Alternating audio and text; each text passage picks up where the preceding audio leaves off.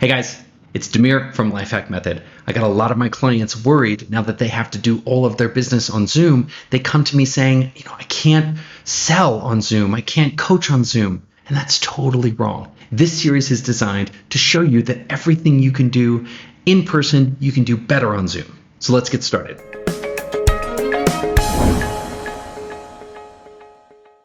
Now, this is part of a longer series where I show you all of my Zoom secrets. In the first part, we talked about lighting and sound and setup. Today, we're going to talk about getting people onto your call. And that seems so basic, but as it turns out, getting people and transitioning and orienting them into your call ends up being really important. We tend to think that if we just give people the invitation link, they'll just show up ready, but they won't. If you just pay a little bit more attention to assisting your people as they orient and come onto your call, you and they are going to have so much better of an experience. Now, first, reminders are critical. Send out a calendar invitation with reminders. No, they're not going to remember to put it on the calendar themselves. Maybe they should, but they won't. Just accept it. We personally noticed that our show-up rates doubled when we auto-added people to a calendar invite. So they didn't make a calendar invite, we made it and we added them, and people say, oh, thank God I got this reminder. I would have forgotten otherwise. Hot tip, put the Zoom link in the calendar invite. So when they're scrambling and they just got that last minute notification, they can simply see right in the description, oh, here's the link, and they can click it and jump right in, sometimes even from their phone. Let me show you what that looks like. So just a moment ago, I had a Facebook Live with Matthew McGregor, and Matthew kindly dropped the Zoom link right in the where field. Let me show you what that looks like when you're creating a calendar. Now, when you're creating a calendar invite, it says add location. Now that's a little bit anachronistic. The truth is that often the location is not a physical place now, it's a digital place. So this is the place where you're going to want to drop your Zoom link. Simply copy it and drop it right in this column. And when they receive it, it's going to be just as convenient for them as it was when Matthew sent this link to me. Here's another tip. Gang, people need a lot of gentle reminders. I invite them to the calendar invite and I set reminders for the night before and an hour before the call starts. Now here's a pro tip. Ask people to log in 10 minutes early. You just got to anticipate there's going to be tech issues. Heck, I've been using Zoom for 5 years now, and I'm still surprised how many times I log in and the sound is wrong or the connection's bad. You need to log on early. Our philosophy at Lifehack Method is that when it comes to video conferencing, on time is late. But by the same token, there's almost no tech issues that can't be solved in 5 to 10 minutes. Simply logging out, restarting your computer, setting up the sound.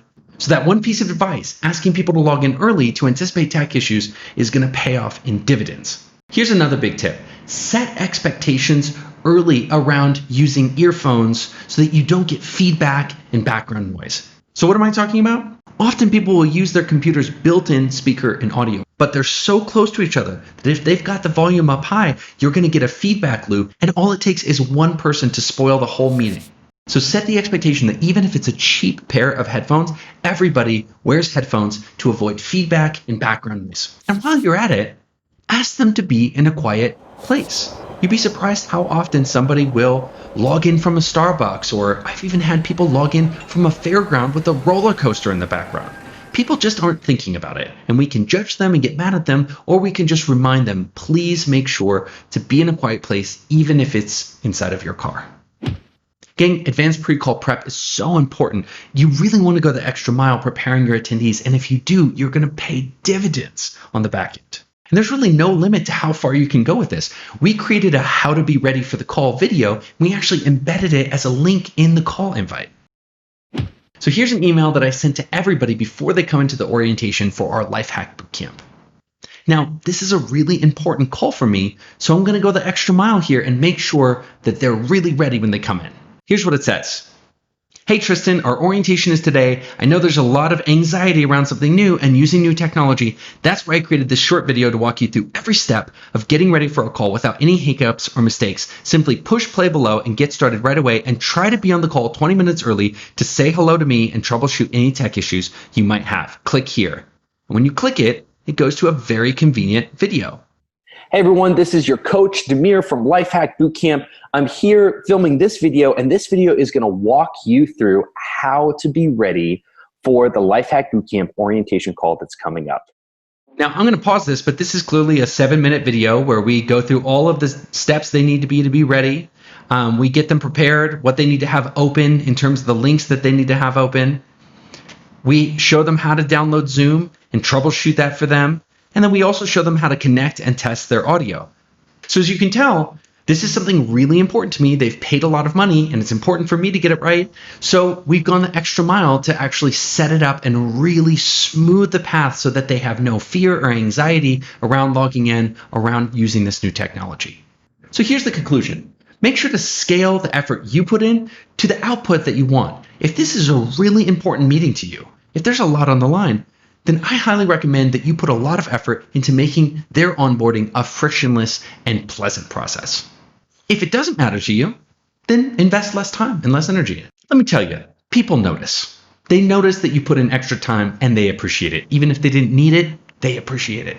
So that was section 2, making sure that people have a seamless, frictionless experience as they potentially download this new software and come into a foreign experience. So now let's talk about first impressions. First impressions matter, and that's never been more true than with Zoom. You don't get a second chance to make the first impression. And thankfully, Zoom gives you so many ways to make a great first impression. You can have energy and music and visuals. You can use call and response, and you can let them know right away that they have to participate. You can let them know that you're in control. You can let them know that they will be expected to contribute and be called on. So let's talk about step 1. The first thing you should do with first impressions is set the agenda and define the rules of the road. Pro tip, I think you should have a great script that really quickly and succinctly sets expectations and boundaries. This is such a key advantage of Zoom. You can have a script and people don't know that you're reading from it. And if you set those rules right away in a classy and powerful way, people tend to just sort of obey without thinking. But if you let them get away with even 5 minutes of bad behavior, it's something that you're never going to be able to rein back in. So understand, you have to convince them to lean in and obey the rules of the road. Now, in general, you get to decide what's important, but here's some tips. For video, it's important that they have their camera on. A lot of people like to be in stalker mode where they can see you, but you can't see them. And it creates this really weird vibe. And then you notice that there's less and less engagement because if they got their camera off, they feel fine looking at other windows and starting other conversations. So you'll suspect correctly that other people are multitasking and they're not really engaged and paying full attention. Then other people will notice and the whole meeting goes down.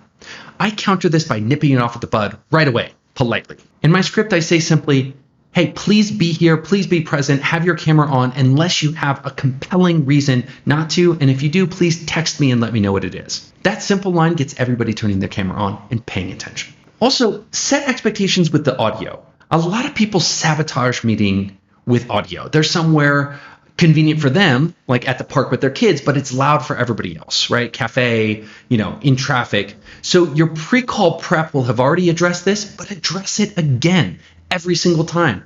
Gang, please be somewhere quiet. If you're not somewhere quiet, please go somewhere quiet right now. It really is that important. And it's the same thing with echo and feedback. You've already told them to have headphones, but once they come into the meeting, remind them again, please have your headphones in so that we don't get feedback and blow people's eardrums out. Let's talk about engagement for a second. Online video tends to flatten your emotions. It flattens your engagement. So the average person will tend to fall into what we call a passive posture in Zoom. They're not expressing much. They've got this sort of dead eyes, dead expression. They don't speak much. They don't volunteer ideas. So what you have to do as the organizer is engage them right away. Tell a joke, get them laughing, let them know this is not going to be the kind of meeting where they can sit back passively. So what I like to do is warm them up as they come in. Some people are going to be early, some people are a little bit late, but just engage them. Let them know you're going to be asking them questions. They need to turn off their mute and answer. I like icebreakers particularly for this reason.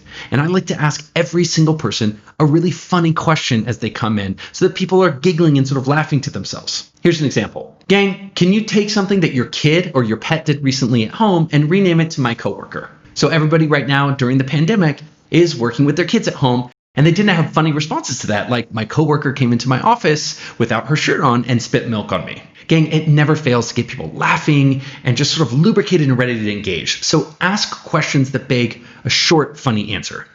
All right, here's another big tip. Present them with the energy that you want them to mirror to you. Now remember, Zoom will flatten all of the emotions. So if you want them smiling, then you need to smile like an idiot.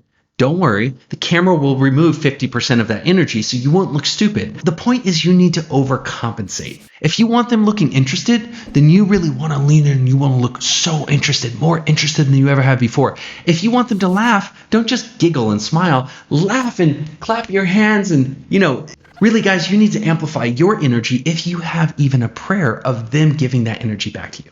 Now here's a little pro tip. Play some music as they're coming in. Now you can do this by clicking on the Share Advanced Audio. I'll show you what that looks like. So what you do is you click on Share, and this is your basic share screen. What you want to do is click over to Advanced, and you're going to see this computer audio. Now what's cool about that is you'll be able to maybe turn on your Spotify, and you can have a cool playlist playing on Spotify that is sort of projecting the kind of energy that you want them to have. So for example, when I want to get people pumped up, I use a playlist that's a really high energy playlist, but maybe you want people mellowed out. So you could use a playlist like Bossa Nova or something chill. I like the Mellow Beats playlist on Spotify. So this is a really cool way that you can add a lot of multimedia value. As people are coming in, they'll say, oh, wow, there's actually some music playing. And that will sort of subtly set the tone for how you want the meeting to go. Speaking of audio, I can't tell you how important it is that you control the group audio by muting people selectively. Often, gang, when people come on, their mic is defaulted to on, or often they will just turn it on without knowing. It's very common if somebody's using a phone that their cheek will hit the unmute button and you will mute them and then they'll unmute themselves, and you will mute them and they will unmute themselves. Gang, there is nothing that will kill a good meeting faster than a lot of background noise and somebody being disrespectful with sound. If they're too loud, it is your job to mute them. A key part of creating that first impression is preventing other people's errant audio from poisoning our ears. And we're going to talk more about that in group facilitation. But just for now, as we talk about first impressions, just know it's so important when people are coming on to make sure that the right people are off mute, but the rest of the people are on mute. Awesome, team. Thank you so much for following this series. We've got more coming in the series. In the next video, we're going to talk about presenting your material as well as facilitating groups and using the breakout rooms function inside of Zoom. You're not going to want to miss that. See you on the next video. And if you like this video, think about giving us a like, maybe even subscribe if you want more videos about realizing your full potential. Bye, guys.